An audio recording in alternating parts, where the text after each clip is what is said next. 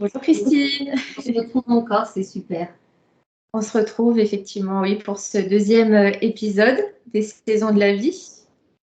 On avait vu plein de choses la fois précédente, c'était vraiment très intéressant. On avait un petit peu balayé toutes les bases de la mission de vie des âmes sur Terre, de leur raison de s'incarner. Moi, je voulais juste commencer cet épisode en refaisant une petite synthèse de tout ce qu'on avait vu la fois précédente. N'hésitez pas du coup à aller voir l'épisode 1 si vous voulez plus d'informations. Hein. C'est là où vous en saurez plus, mais en tout cas, voilà, pour rappel, on avait vu que les âmes s'incarnaient dans des corps qui leur servaient de véhicules. C'était plutôt intéressant justement d'avoir cette analogie-là de l'automobile, parce que finalement, le véhicule nous permettait simplement de cheminer sur Terre, mais que finalement l'âme, c'était vraiment l'essence de l'être, et que du coup, elle avait besoin de s'incarner plusieurs fois pour traverser les différentes saisons de la vie et d'aller, entre guillemets, en progressant. Donc ces chemins, ça leur permet de traverser, donc comme je le disais, les différentes saisons de la vie, de l'hiver où l'âme apprend à vivre sur Terre en exploitant les besoins fondamentaux, donc se nourrir, avoir un toit sur la tête, etc. Au printemps, l'âme commence à s'intéresser à un peu plus que ça. Donc, elle a acquis les bases élémentaires. Elle va aller un peu plus loin en se posant des questions sur son existence, etc. Tu m'arrêtes hein, si, Non, c'est si super. Je suis vraiment enchantée. Hein. Et du coup, voilà, à l'image des bourgeons sur les arbres, l'âme commence un peu voilà, à fleurir, à évoluer. Et puis là, l'été, l'âme commence à porter la mission sur Terre commence vraiment à avoir tous ces fruits qui viennent au jour et qui permettent, qui s'épanouissent, oui, c'est ça, qui permet d'être en phase avec son être profond, entre guillemets. Et puis à l'automne, où là, on a passé toutes les saisons et on peut enfin dire ouf, on lâche prise, on a eu ce qu'on voulait et on passe sur une autre sphère, sur d'autres missions de vie, etc. Donc voilà, on fait le tour. Reprenons l'arbre de vie, par exemple, et l'automne, voilà, les fruits sont en terre, ils se préparent à chaque fruit, celui qui veut, bien sûr, à recréer son propre arbre. Mmh. Voilà, donc voilà, c'est quelque chose qui encercle, comme on peut le voir dans la nature, puisque l'être est bien dans la nature et non pas à côté de la nature, hein, on fait partie d'elle. On a vu voilà, que l'incarnation, à chaque fois, donc, faisait progresser l'âme. Et là, c'est intéressant d'avoir ça en tête, parce que du coup, ça veut dire qu'on vient avec des choses, des vies antérieures. On ne pose pas ses bagages et on recommence à zéro. L'idée, c'est d'avoir quelque chose de progressif. Donc moi, je voulais creuser un peu plus cet aspect-là aujourd'hui avec toi, à savoir quand on arrive sur Terre et qu'on a déjà eu des vies antérieures, quels sont les impacts, comment on peut dimensionner, on peut se rendre compte de ces impacts-là dans sa vie présente.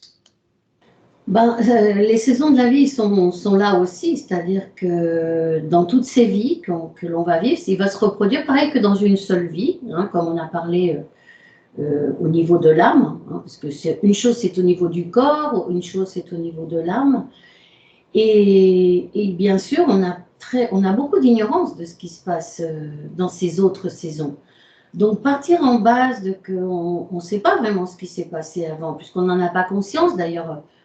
Bon, c'est très bien comme ça. Chaque âme va se rappeler ce qu'elle a besoin et peu à peu, au fur et à mesure qu'elle va cheminer dans son nouveau véhicule, elle va pouvoir prendre, disons, découvrir les bagages qu'elle a dans le véhicule. Hein. Il y a beaucoup de bagages, il y en a de cette vie, dans cette existence, mais il y en a aussi d'autres. Et au fur et à mesure qu'elle va être consciente, elle va pouvoir accepter cette information. Mais si on regarde déjà depuis notre civilisation à nous, c'est complètement niais.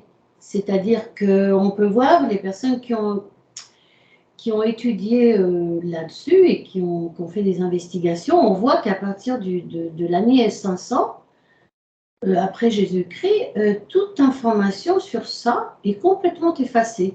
C'est-à-dire, c'est comme dans le concile qui a été fait en 1400 et quelques, je ne me rappelle plus exactement 1400, donc 400 et quelques, on décide d'effacer tout ce qui a à voir avec la réincarnation, ce qui est très pratique d'ailleurs pour gouverner, hein, pour Rome, pour gouverner, puisque à partir de là, il y a un commencement et une fin. Donc, si on n'est pas gentil pendant ce commencement et cette fin, eh ben, on va en enfer. Et si on est gentil, on va au ciel. Donc, à partir de là, les personnes se centrent là-dessus et ça fait ça fait presque 1500, 1600 années que au niveau occidental, on pense comme ça. Donc, on ne va pas chercher plus loin. On ne va pas chercher plus loin. C'est vrai que ces derniers temps, au fur et à mesure qu'on a eu contact avec l'Asie, on a pu réinstaurer cette information, puisqu'eux n'ont pas été contaminés de cette manière-là par le catholicisme, et le bouddhisme avait gardé, et non seulement gardé, c'est sa pratique, c'est sa philosophie de vie, justement, la mémoire. Et ils se passent justement toute leur journée à méditer sur eux-mêmes, et savoir d'eux-mêmes. On retrouve aussi ce que disent les Grecs, connais-toi à toi-même. Et on voit comme les bouddhistes dans le monastère, ce qu'ils font la plupart partie du temps, c'est quand ils rentrent en méditation, c'est passer ce temps à ça, à être avec eux-mêmes, et donc laisser fluir l'information, et ne dormir que 3 heures par nuit, qui sont les 3 heures, là dans un prochain programme, j'aimerais bien parler du sommeil, qui sont les 3 heures de sommeil profond où il n'y a pas d'influence, c'est-à-dire leur conscience est directement dans l'esprit et c'est juste les heures qu'on a besoin pour vraiment se ressourcer. Le reste, ils vont le faire en méditation consciente de telle manière que toutes les informations ne leur échappent pas. Et avec ces 3 heures, ils savent très bien qu'ils ont suffisamment dormi puisque c'est très profond. Voilà. Donc, de là, on peut comprendre aussi comme voir les choses depuis il y a 10 ans de nous-mêmes. C'est pas la même chose de les voir quand on est né. C'est-à-dire, on commence à se rendre compte qu'on a des influences, des circonstances qui nous ont menés au point d'aujourd'hui. Mais qu'est-ce que ce serait si en plus, on va encore plus en arrière et on se rend compte d'autres influences. C'est-à-dire, qu'est-ce qu'il y a dans nos bagages plus ou moins inconscients. J'ai pu regarder à travers ma vie et à travers la vie et dans la consultation qu'il y a un thème très profond avec les adolescents et aussi avec ma vie et mes filles. Comme dans l'adolescence, il se passe des remue-ménages incroyables avec les hormones qui en réalité sont la mémoire et comme inconsciemment ou même des fois de façon lucide, on a déjà des régressions. Voilà. C'est-à-dire, on les a en dormant, et c'est vrai que l'adolescent est assez instable, donc il ne va pas dormir assez profondément pour ne pas voir ce qui arrive. Il va commencer à avoir des choses bizarres, il ne va pas comprendre, il ne va pas se reconnaître. Il va commencer à avoir des données qui vont l'instabiliser puisqu'il se sent hors de la famille, puisqu'il commence à avoir des données qui n'ont rien à voir et qui va absolument faire des choses complètement différentes parce qu'il a cette information qui revient à travers la montée des hormones. Donc, ce serait fantastique si on tenait en compte ça pour pouvoir accompagner les adolescents au lieu de se dire, ben voilà, c'est l'époque où ils sont bizarres parce qu'ils découvrent la sexualité, etc., etc. La mémoire a beaucoup à voir avec la sexualité puisqu'elle a beaucoup à voir avec Kundalini, qui est l'énergie qui monte sur notre colonne et qui porte bien sûr la mémoire, hein, toute l'information, puisque l'énergie bouge, c'est de l'information. Donc, je trouve très important et je trouve aussi que c'est dommage que les thérapies ou les psychologues ne tiennent pas en compte ces choses-là, parce qu'on pourrait comprendre beaucoup l'attitude des personnes ou psychologues qui a commencé à faire des régressions et sans vouloir est allé dans des vies passées aussi ici en Amérique. Et on a commencé à accorder beaucoup plus d'importance à ça. Mais comme je le dis, c'est justement que ça a été enlevé de notre culture et avoir des données par exemple, je dis, bon, bah voilà, je suis comme ça parce que je suis née dans cette famille comme ça, mes ancêtres sont comme ça. Oui, c'est comme si on était victime, non, de la famille. C'est comme si notre père, notre mère, etc. Non? J'ai une question par rapport, parce que là, du coup, je rebondis à ce que tu viens de dire. En ce moment, on parle beaucoup dans le développement personnel des constellations familiales, où on va essayer de comprendre pourquoi justement on agit comme on agit dans cette vie-là. Et on le met sur le fait que des ancêtres ont vécu ça, et en fait, non pas par les gènes directement, mais par ce qui est non dit, en fait, par les non-dits dans la famille. On intègre finalement les traumatismes de ses ancêtres et on les revit finalement dans sa vie. Donc, est-ce que c'est quelque chose sur lequel tu te dis que, certes, il y a les vies antérieures et du coup, ça engendre pas mal, enfin, ça impacte énormément le comportement, mais il y a aussi ces sphères-là ancestrales qui a aussi un impact.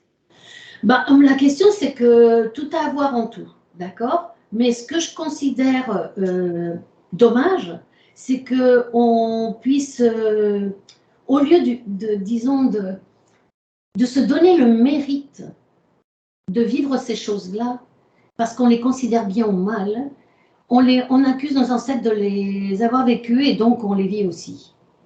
C'est-à-dire que on peut prendre les choses comme ça si on veut, mais on va vivre en victime, donc notre liberté n'est pas.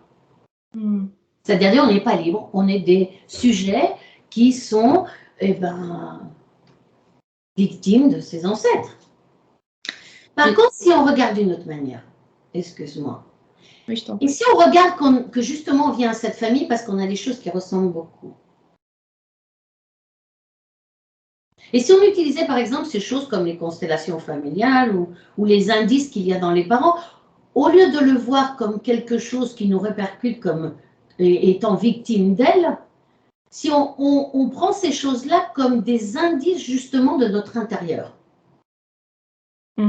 Et des pistes justement pour nous voir et des pistes pour comme le petit poussé avec ces pierres, non? Ces pierres qu'on a mis sur notre chemin et qui vont nous permettre de nous retrouver, de nous comprendre et de continuer à limer ce qu'on ne veut pas voir, ce qu'on ne veut pas en nous dans ce présent-là.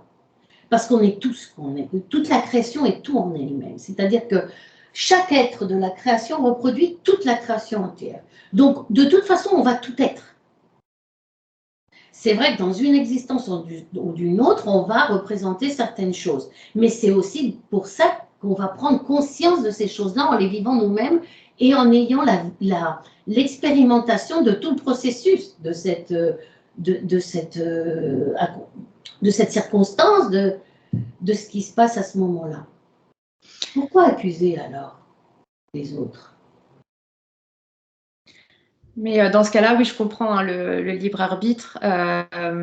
Mais est-ce que c'est pas, du coup, comme tu disais, le fait d'avoir choisi cette famille-là pour une raison?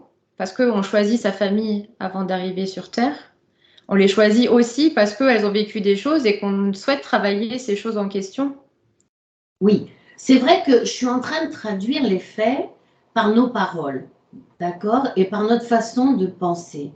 Donc, je suis obligée d'employer des mots qui limitent un peu ce que je veux dire. Parce que c'est clair que quand l'âme décide de venir dans cette famille, ce n'est pas comme nous le pensons ici. D'accord? Mais je suis obligée maintenant, pour qu'on se comprenne, de parler de cette manière-là. L'âme va simplement désirer être où elle se retrouve.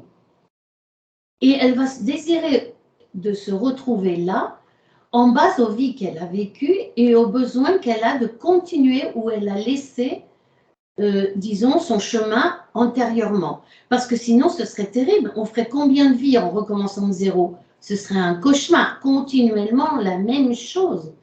Non, c'est vraiment, on lâche le corps et on reprend dans un endroit et dans des circonstances qui vont nous permettre de recréer plus ou moins les situations et les circonstances et les faits où on a laissé notre apprentissage, pour le dire d'une manière, j'aime pas trop apprentissage, où on a laissé, disons, le thème de mémoire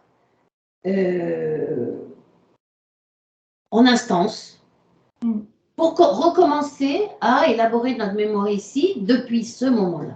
Donc, on va choisir évidemment des familles qui nous ressemblent. De plus, qu'on le veuille ou non, on peut le prendre comme ça ou non, mais une grossesse, c'est comme un implant. Hein, la femme, son ADN va l'accepter ou non. D'ailleurs, elle va devoir traiter avec l'ADN de son conjoint. Donc, elle va accepter ou non cette fusion, d'accord? Mais aussi, il y a un troisième élément qui est l'âme de la personne qui vient. Et si ce n'était pas en accord, toutes ces informations, plus ou moins, ce sera un avortement. On peut en parler dans un autre épisode du thème aussi, avortement, etc., tout ce que tu veux. Mais pour l'instant, pour pas allonger tout ça, ce sera un avortement parce que les informations seraient totalement incohérentes les unes avec les autres et ce serait inacceptable pour gestionner ça dans un corps. Oui, une cohérence finalement. Il faut que tout soit en harmonie, équilibré, sinon ça ne fonctionne pas.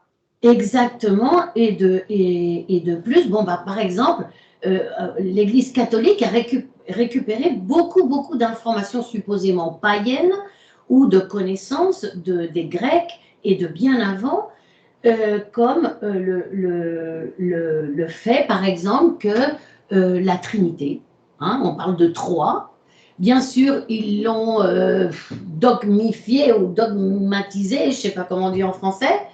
Voilà, ça fait très longtemps que je ne vis pas en France, donc il y a des mots que je sais qu'en espagnol. Et à partir de là, ils ont, disons, effacé ou nuagé la signification de ça. Mais en réalité, c'est le Père, la Mère et le Fils, ou la Mère, le Père et le Fils. C'est ça la Sainte Trinité, pour qu'il y ait un fruit sur terre, le triangle sacré, qui aussi se reproduit quand on fait quelque chose. C'est-à-dire la Mère, le Père et le Fils, notre fruit, c'est-à-dire ce qu'on aime, ce qu'on fait et ce qui en découle, le fruit. Donc, tout se reproduit dans tout. Et en réalité, il y a eu quelqu'un, il y a très longtemps, hein, on parle de 26 000 ans, 52 000 ans peut-être. Hein, moi, je pense plus à 52 000 ans, c'est plus logique. Ou peut-être un peu moins.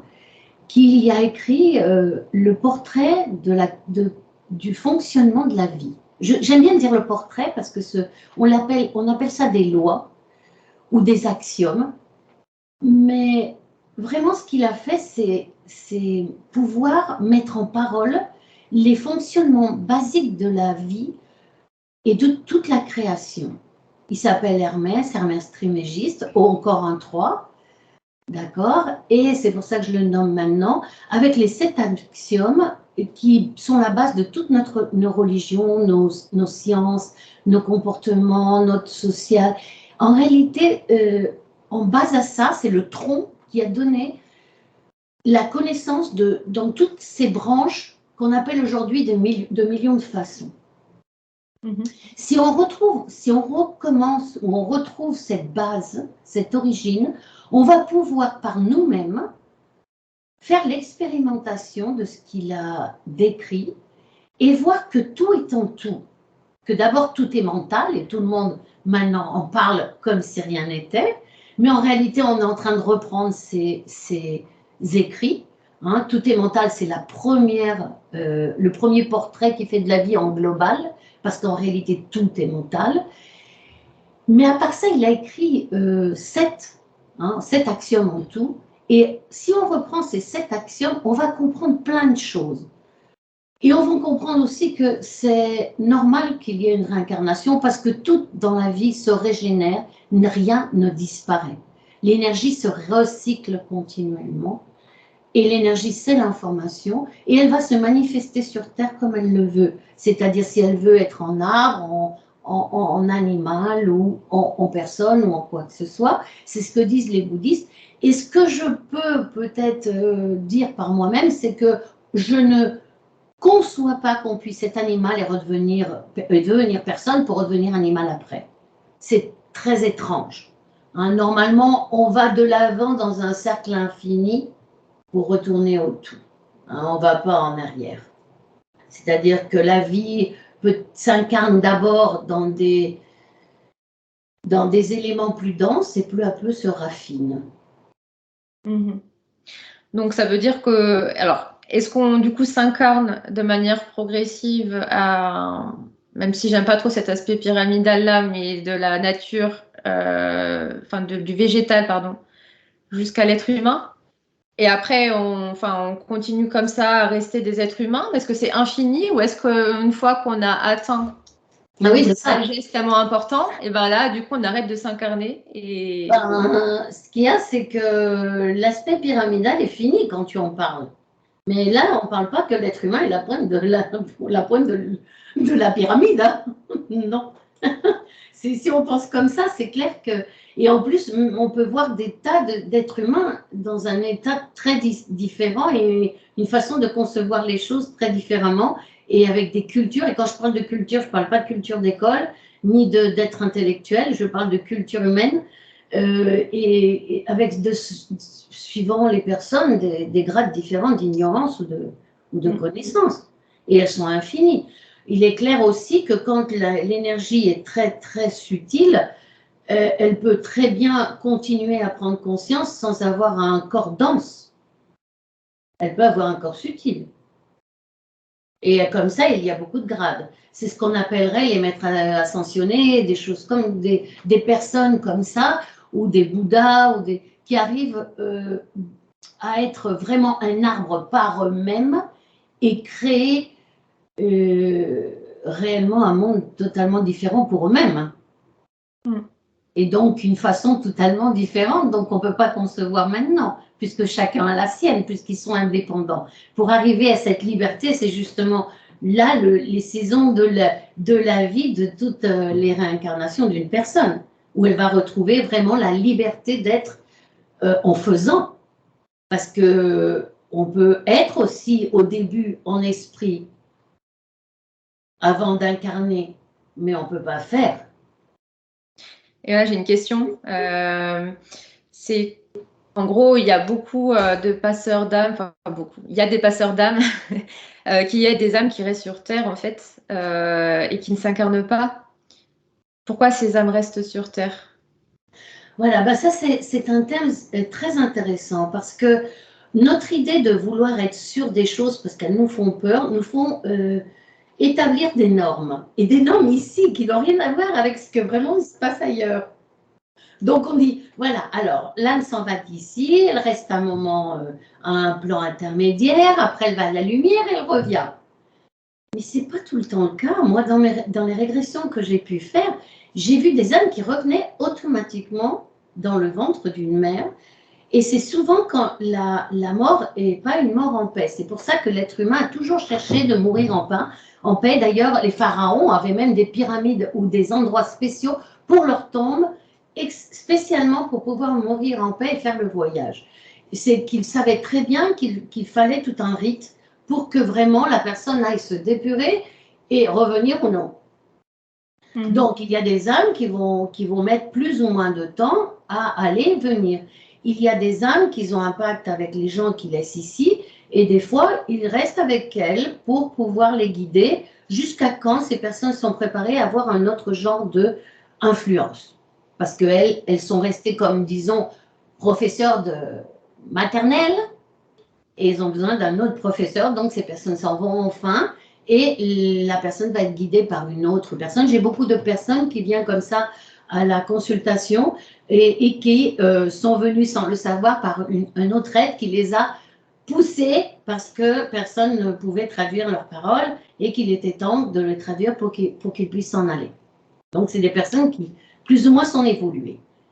Il y a des personnes qui vont rester accrochées dans leur cauchemar. Mourir, c'est comme dormir. On peut avoir des cauchemars, on peut avoir des beaux rêves, on peut avoir des moments de stand-by. Il y en a 7 d'états. 7 principaux, comme les 7 actions justement de Hermès, et 7 états de conscience et 7 corps principaux, etc. Il y a 7 jours de la semaine, etc. Donc, il pourrait y avoir 7 principales façons d'être après la mort. Forcément, puisque ça se passe dans un plan, donc ça se passe dans l'autre. Ça ne veut pas dire qu'on sait exactement ce qui se passe. Mais moi, à travers mon expérience, je peux voir qu'il y a des personnes qui s'incarnent. Parce que réincarner, c'est assez conscient. Hein, qui s'incarnent de nouveau sans conscience et reviennent à travers le corps. C'est les premières vies, hein, c'est quand on n'est pas du tout, on n'a pas du tout de paix, on va même pas rester 2 minutes là, ouf, je reviens malgré que je veux pas, mais je reviens quand même vite. Voilà, alors tout se met en place pour que ce soit dans la famille que ça doit être. Des fois, c'est même un avortement parce que la personne, c'est trop vite. Elle n'est pas prête, mais elle veut quand même, ou elle veut faire un essai, mais ouf, non. Voilà.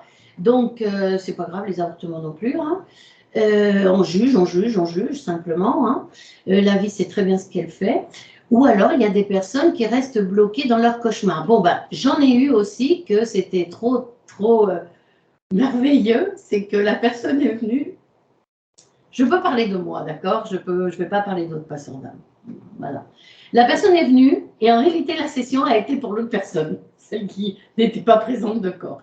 Et c'est pas la première fois que ça m'arrive, c'est 2 ou 3 fois déjà, surtout dernièrement, que pour qu'elle s'en aille de la personne à qui elle était attachée, qu'elle s'en va pas, il a fallu qu'elle comprenne qu'est-ce qui s'était passé et se guérir elle de cette peur et surtout de son sentiment de culpabilité. Et donc, après, elle a été en paix et en paix aussi de laisser que cette autre personne soit guidée par quelqu'un d'autre. Et en fait, cette âme qui reste sur Terre, comment elle fait pour se faire entendre par la personne qui est encore incarnée matériellement? Normalement, elle apparaît dans les rêves. Il y a aussi plusieurs façons. Ça dépend de la personne et ça dépend de l'état qu'elle est. C'est pour ça que j'aime pas trop faire des normes ou dire des choses comme ça. On peut pas affirmer c'est comme ça. Chaque personne ou chaque moment va demander des façons différentes, comme dans la vie d'ailleurs. Il y a des personnes qui réagissent d'une manière à une chose et la même chose, une autre personne va réagir d'une autre. Mais là, il y a une implication de 2 personnes. Celle qui est supposément vivante ici et celle qui est supposément vivante là-bas. Parce que je dis supposée parce qu'on ne sait pas qu'elle est plus vivante. On est plus vivant ici ou là-bas. On est plus vivant quand on dort ou quand on est réveillé? Je ne sais pas. Donc, ce qui est clair, c'est que la personne va rester là. Elle va rester là jusqu'au moment que l'autre personne aussi le veuille. C'est un accord, c'est un pacte. Donc, bien des fois aussi, la personne vient, c'est pour la laisser partir. Et des fois, c'est les deux. Il est souvent clair aussi que quand il n'y a pas de conversation ultime, la personne meurt d'un coup, il y a un vide. Donc, les 2 personnes sont restées comme il manque quelque chose. Donc, il peut se passer qu'il trouve une personne comme moi qui puisse parler, faire l'intermédiaire. Est-ce que les fantômes peuvent bouger des choses, comment te dire, parler à d'autres personnes, etc., etc. Si tu leur donnes pas ton énergie, non, puisque là, c'est une énergie de là-bas. C'est comme si eux, ils sont en AM et moi, je suis en FM. À moins que moi, je leur donne de l'énergie FM, ils ne peuvent pas intervenir ici. Ni moi là-bas. Heureusement, ce ne serait pas juste. C'est pour ça qu'il y a des personnes qui sont sur la même fréquence énergétique des âmes et qui arrivent à communiquer avec elles, à les voir, à les sentir. Exactement, il y a des personnes qui ont, disons, leur conscience a fait qu'elles mûrissent et de telle manière qu'elles soient dans des vies où le va-et-vient soit permis. Enfin, permis. Soit possible parce elles peuvent changer de fréquence. De toute façon, une personne qui va t'accompagner dans une guérison, dans une bioalignation, comme je fais, que c'est un processus vital justement pour débloquer la personne de ses croyances nécessaires et ses limitations pour être elle-même, ces personnes, elles ont déjà fait le chemin de pouvoir changer de fréquence, de monter, descendre, monter, ou pour dire les choses d'une manière, parce qu'en réalité, il n'existe pas d'espace ni de temps. Donc, c'est pas en haut, en bas. Hein. C'est en parallèle. Donc, voilà. Et au-delà, du coup, de fluidifier le rapport entre l'être incarné et l'âme qui est restée et de rendre libre, enfin, d'ouvrir le passage, entre guillemets, vers une nouvelle liberté, pour enlever cet attachement. Tu accompagnes aussi les personnes pour qu'elles puissent débloquer des nœuds, en fait, qu'elles ont depuis des vies antérieures, par exemple. Là où elles n'ont plus conscience dans cette vie-là, tu les accompagnes pour qu'elles puissent retrouver cette conscience et s'en libérer. D'accord, je suis prudente avec tout ça. J'ai toujours, pour moi-même, j'ai aimé que je sois prudente aussi, enfin que l'univers soit prudent avec moi, parce que les premières régressions, c'était toute seule, sans le vouloir, sans même les chercher, et une a été très violente, très choquante, d'accord. Donc à partir de là, grâce à ça, j'ai aussi compris que c'était pas la peine de courir et de forcer les choses. Bon, c'est clair qu'il m'est arrivé ça parce que ça devait m'arriver, mais bon, une personne qui vient, par exemple, se chercher, se connaître, je ne vais pas la mettre directement en régression. Elle va d'abord faire un processus de violiniation avec moi pour pouvoir comprendre cette existence. De toute façon, dans cette existence, il y a déjà disons, les mémoires qui se sont réenclenchées des autres vies.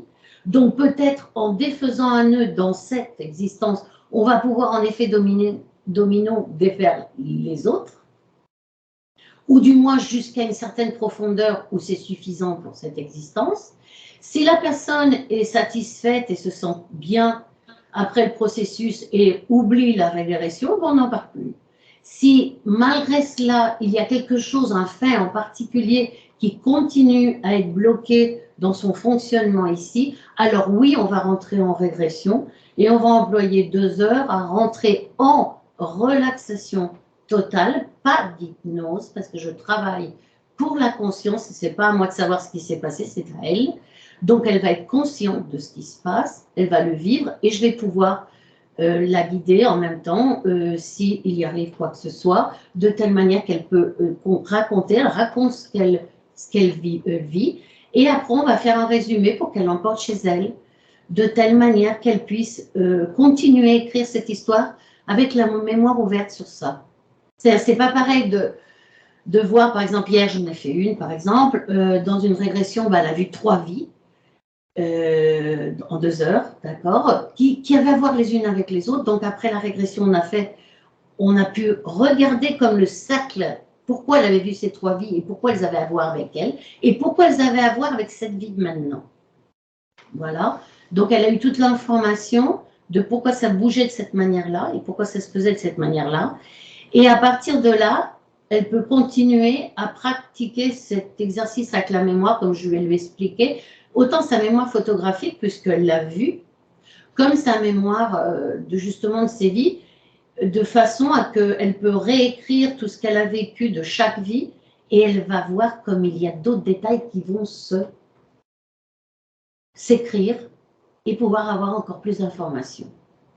Aller une régression pour curiosité, non. Non. Est-ce que ça permet aussi de passer d'une saison à une autre, d'évoluer plus rapidement, pas forcément, mais voilà, de débloquer peut-être un passage qui aurait pu se faire, mais qui n'arrive pas à être enclenché à cause d'un nœud? C'est-à-dire que dans une thérapie en processus vital, par exemple comme bioaliénation, on ne peut pas aller contre le rythme de l'âme. D'accord? C'est impossible et heureusement. C'est-à-dire que les personnes qui font de la médecine holistique, la première chose à tenir en compte, c'est que si la personne meurt, par exemple, ou si elle a une maladie, on n'est pas là pour leur enlever. Parce que c'est justement leur chemin de vie, c'est eux qu'on choisit. Autre chose, c'est qu'on puisse accélérer le processus, puisque la maladie ou la mort de quelqu'un, puisqu'on parle aussi de gens qui sont ailleurs, est là justement pour donner un message. Et ce qu'on peut faire, c'est accélérer le processus, parce que le temps en réalité n'existe pas. C'est simplement une prise de conscience qui va faire élever la perspective sur le fait. Donc, en fin de compte, on n'est pas en train de truquer le chemin de la personne, ni de l'accélérer ici ou de son rythme cardiaque d'ailleurs, hein, c'est le cœur. On n'est pas allé, on va pas contre son cœur. Hein. L'âme, c'est aussi le sang et le cœur. Là, on va partout dans le corps pour que les choses se fassent. Donc, on ne va pas contre ça, on ne va pas contre le rythme. Au contraire, hein, il y a un respect du rythme et ça va se faire aux besoins de la personne. Si la personne arrive justement à moi pour faire une chose comme on a fait hier, bon, bah, cette personne d'ailleurs, elle est thérapeute. Hein. Voilà, donc elle a une certaine évolution. Donc là, justement, dans ce cas-là, ce qu'on a vu, c'est son thème avec l'abondance et le fait d'avoir de l'abondance avec son travail ou avec ce qu'elle aime faire. Quoi. Voilà. Pourquoi il n'y en avait pas? Bah écoute, merci beaucoup pour tes réponses, encore hyper intéressantes. J'en sais un peu plus maintenant aussi voilà, sur les régressions. On a encore plein de sujets à traiter, notamment tu as abordé aussi le sommeil, la grossesse. Voilà, il y a plein de choses à voir ensemble. Donc, bon, pour l'instant, c'est fini. Je t'embrasse et puis on se voit très vite pour aborder les autres sujets. Super heureuse d'être avec toi. Moi aussi. À très vite. Ciao. Ciao.